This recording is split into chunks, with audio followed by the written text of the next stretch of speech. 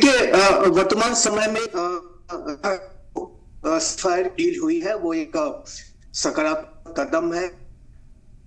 मानना है कि इस तरीके के सकारात्मक कदम जो लिए गए, सम्मान देना है, तो जो वारिंग जो साइट्स अभी तक रही हैं उनको जरूरत है, और कुछ ऐसा कदम पूरे सीज फायर की जो स्थितियों पर सवालिया निशान खड़े हों, कोई आशंकाएं खड़ी हों, और एक लंबे अंतराल के बाद और एक लंबे नेगोशिएशंस के बाद ये सीज फायर की जो डील है वो हुई है। और जाहिर है कि इजराइल यद्यपि की ये अवश्य कह रहा है उनको आज के विरुद्ध अपनी लड़ाई। आपकी वॉइस में कुछ इशू आ रहा है, मैं आऊंगी आपके पास दोबारा। इस वक्त हमारे साथ संजीत सिरोही जी भी जुड़े हैं, उनके पास आना चाहूंगी।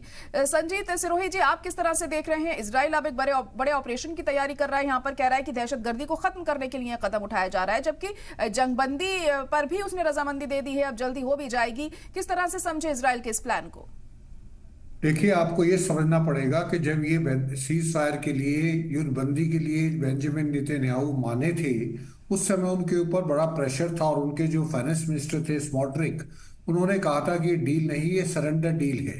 तो अभी बेंजामिन नेतन्याहू को, और उन्होंने ये भी कहा था कि इजराइल जो है एक दूसरे लड़ाई की तैयारी कर रहा है, और जब उन्होंने कहा था दूसरी लड़ाई की तैयारी कर रहा है, तो उस समय ही ये समझ में आ रहा था कि गाजा में सीज फायर होने के बाद अब जो है पूरा पूरा इजरायली जो डिफेंस फोर्सेस हैं उनका पूरा का पूरा ध्यान जो है वेस्ट बैंक की तरफ जाएगा, क्योंकि वो उसको वेस्ट बैंक को बिब्लिकली मानते हैं कि ये जो है इजराइल का हिस्सा है।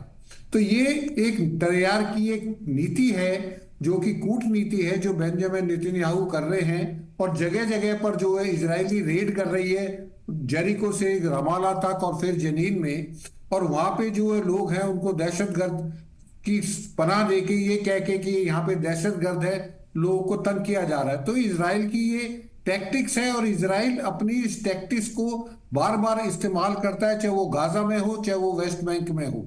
तो मुझे ये लगता है कि ये वेस्ट बैंक में जो गाजा में सीज फायर की थी उसका फायदा उठा के अब जो है इनका ध्यान जो है इजरायली फोर्सेस का वेस्ट बैंक में चला गया, और वहां पे जो है ये ऑपरेशंस आगे भी चलते रहेंगे, और इसी तरीके से जो वेस्ट बैंक में ऑक्यूपेशन है उसको अपना बढ़ाता रहेंगे।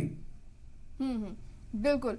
संजीव जी, आपसे ये जानना चाहूंगी मैं यहाँ पर कि इजराइल ने वैसे तो हामी भर दी है जंगबंदी के लिए, लेकिन जिस तरीके से उसका रुख देखने को मिल रहा है, हमले भी वो कर रहा है जेनिन में, और अब ये बड़े ऑपरेशन की भी बात कर रहा है, तो अंदरूनी तौर पर वो क्या नहीं चाहता है कि जंगबंदी हो? सिर्फ प्रेशर में आकर उसने ये फैसला लिया है यहाँ पर? जी, मेरी आवाज अब तक आ रही है? जी, आवाज अब आ रही है, आप बोल सकते हैं। जी जी, ये तो मैंने जैसे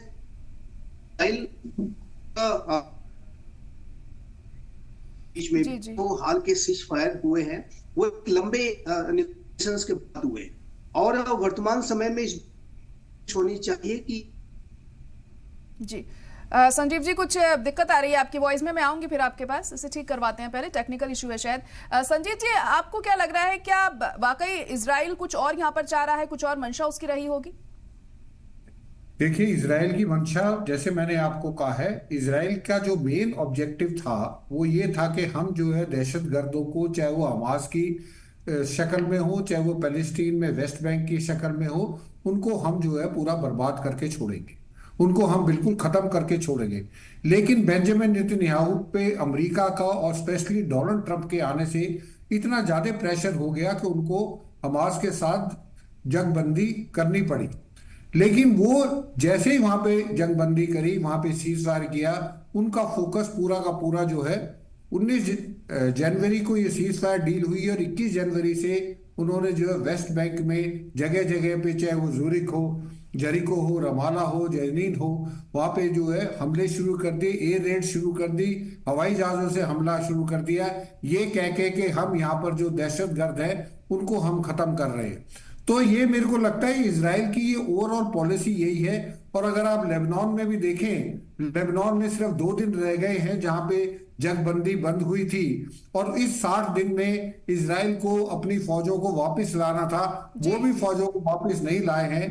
तो ये लगता है मुझे इजराइल का ये मकसद है कि जहां जहां इजराइल पहुंच गया है, वहां से वापस नहीं आएगा और वेस्ट बैंक जी पे बिल्कुल, और उसके रुख को देखते हुए तो फिलहाल यही नजर आ रहा है। और अब कल जब बंधकों की अदला बदली होगी उस वक्त पर क्या होता है बहुत अहम होगा। फिलहाल आप दोनों का बहुत शुक्रिया हमारे साथ जुड़ने के लिए।